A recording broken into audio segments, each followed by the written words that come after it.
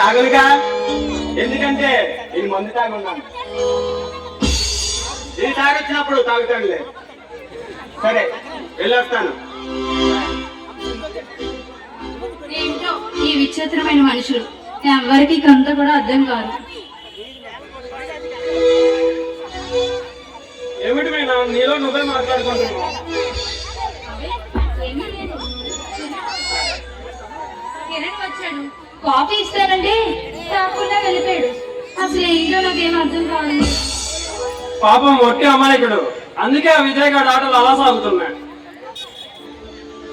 చూడు, విదేశాల్లో ఈ భారతదేశం కోసం చాలా గొప్పగా చెప్పుకుంటున్నారు, కానీ వాళ్ళు వచ్చి ఇక్కడ బతికితే తెలుస్తుంది ఇక్కడ ఎలా ఉంటుందా అనేది. నిజానికి ప్రపంచ దేశాలకు ఈ దేశం ఆదర్శప్రాయంగా నిలుస్తుంది. కానీ మారే కాలానికి అనుగుణంగా ఎక్కడున్న మనుషుల్లో స్వార్థం పెరిగిపోయింది. పక్క వారిని దోచుకుని పైశాచిక ఆనందం పొందడం నిత్య కృత్యమైపోయింది. నేను ఢిల్లీలో చదువుతున్నప్పుడు కూడా ఈ ఊరు కోసం నేను చాలా ఆలోచించిందాన్ని, కానీ ఊరికి వచ్చిన తర్వాత తెలిసింది ఎటువంటిది ఏంటి అనేది. ఎక్కడ విషయాల గురించి నువ్వు పట్టించుకోకమేనా? ఎందుకంటే ఎదుటి వాడి మీద బురద చల్లి సరదాగా నవ్వుకోవడం ఇక్కడ మనుషుల సంస్కారం. సొంత లాభం కోసం ఎంత పాపాలకైనా వెనకాలని నరరూప రాక్షసులు నవ్వుతూ తిరిగే నవ సమాజం ఇది. అందుకే మా నాన్నగారు ఈ ఊరికి దూరంగా ఢిల్లీలో చదివించారు. ఇక్కడ వ్యవహారాలన్నీ నేను చూసుకుంటాను మీనా, నువ్వు వెళ్ళి మధ్యలో ఆగిపోయిన నీ చదువును పూర్తి చేయి. లేదు, ఇంకా నేను వెళ్ళను బావా, నాకు చదవాలని ఇంట్రెస్ట్ లేదు. నేను ఇక్కడే ఉండి నాన్నగారి వ్యాపారాలన్నీ నేనే చూసుకుంటాను. నీవు చిన్నదానివి మీనా, నిజాయితీగా వ్యాపార రంగాన్ని నడిపిస్తున్న మీ నాన్నగారి మంచితనం చూసి ఓర్వలేక ఆ విజయ్ గారు హత్య చేయించాడు. కుళ్ళు కుతంత్రాలతో నిండిపోయిన ఈ వ్యాపార రంగాన్ని నువ్వు నడిపించలేవు.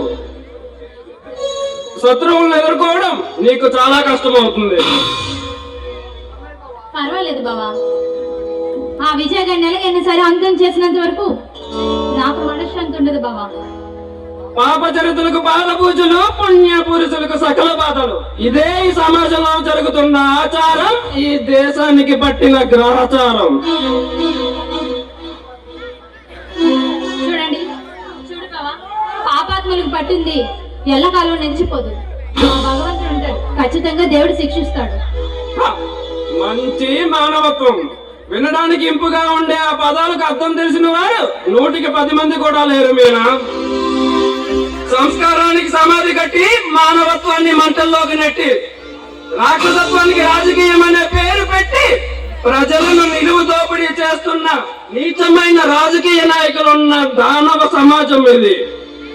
ఆ రాక్షస నీతికి భయపడి భగవంతుడు కూడా పారిపోతాడు, పలకలేని పాషాణంగా మారిపోతాడు.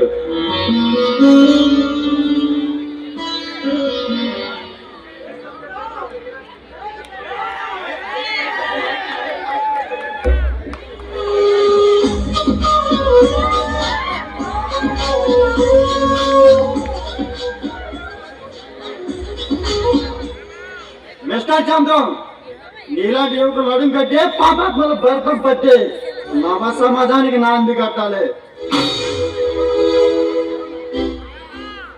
ఎవరు నువ్వు? సరదాగా వచ్చి సలహాలు ఇస్తున్నావు. బావా, మొన్న ఒక రౌడీ వెధవలు వస్తుండే ఈయన నన్ను కాపాడారు. ఈయన పేరు సామ్రాట్. ఓ అలాగా. I'm very glad to meet you mister Samrat. Mister Chandram, నేను నీ మీద ఒక బాధ్యత పెట్టబోతున్నాను. దానికి నువ్వు అంగీకరిస్తే నేను చాలా సంతోషిస్తాను. సరే, మీ ఇద్దరు మాట్లాడుతూ ఉండండి, నేను కాఫీ తీసుకొస్తాను. నువ్వు నా మీద బాధ్యత పెట్టబోతున్నావా? ఏమిటది? నువ్వు విజయ్కి ఎన్నికల్లో పోటీగా నిలబడాలి. వాట్? నేను ఎన్నికల్లో నిలబడాలా? అది ఆ విజయ్ గారికి పోటీగా? ఎందుకు అంత ఆశ్చర్యం? అసంభవాల గురించి మాట్లాడుతుంటే ఆశ్చర్యం కాక ఆనందం కలుగుతుందా? మిస్టర్ చంద్రం, ఈ పంచరంగ ప్రపంచంలో శక్తివంతులు లేకుండా శ్రమించే వాడి చరిత్రలో అసంభవం అనే మాటకి తావే లేదు. కావచ్చు, కానీ నువ్వు అనుకున్నంత గొప్ప చరిత్ర ఏమీ నాకు లేదు. మరి ఆ విజయ్ గారికి ఉందా గొప్ప చరిత్ర? వాడికి చరిత్ర లేకపోవచ్చు, కానీ తిమ్మిని బొమ్మిని చేయగల నక్క చిత్తులు వాడి సొత్తు. వాడి చిక్కులు చిక్కు చేసే ఎత్తి వేసి వాడిని అనగ దొక్కాలి. అన్నింటికీ తెగించిన రాక్షసుడు వాడు. ఆ రాక్షసుని అంతం చేయడానికి పంతం కట్టిన ప్రళయ రుద్రుని నేను. నిన్ను గెలిపించే బాధ్యత నాదే. కానీ నాకు ఏ పార్టీ వాళ్ళు టిక్కెట్ ఇవ్వరు తెలుసా? మనక పార్టీతో సంబంధం ఉంది మిస్టర్ చంద్ర. మంచితనం మన పార్టీ, మానవత్వం మన నినాదం. నువ్వు ఇండిపెండెంట్ గా పోడిచాయి, మిగతా కదా నేను చూసుకుంటాను. ఏమో, నాకంతా అయోమయంగా ఉంది. మిస్టర్ మాట్లాడు మిస్టర్ చంద్ర అంటే ఏంటో తెలుసుగా. నువ్వు పాత్రధారుడివే, నేను స్తోత్రధారుడిని. మై గాడ్, నువ్వు నాకు లేనిపోని టెన్షన్ తెచ్చిపెట్టు. నేను వెళ్ళి ప్రశాంతంగా ఆలోచించుకోవాలి.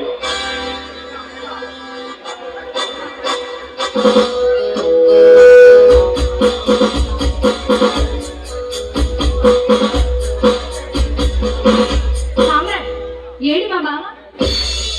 నీ బావకు అగ్ని పరీక్ష పెట్టాను. దానికి అడలిపోయి ప్రశాంతంగా ఉండే ప్రదేశానికి వెళ్ళాడు ఆలోచించుకోవడానికి. ఏంటి, మా బావకి అగ్ని పరీక్ష పెట్టావా?